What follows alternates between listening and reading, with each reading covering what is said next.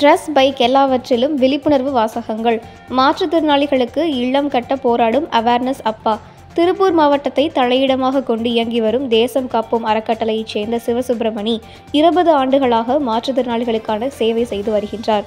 சிவசுப்பிரமணி சாலை பாதுகாப்பு குறித்தும் பல ஆண்டுகளாக விழிப்புணர்வு ஏற்படுத்தி வருகிறார். மாற்றுத்திறனாளிகளுக்காக திருப்பூர் மாவட்டத்தில் சுமார் 1 கோடி மதிப்பில் இலவச காப்பகம் கட்ட வேண்டும் என்பதே தனது இறுதி ஆசை என கூறியுள்ளார்.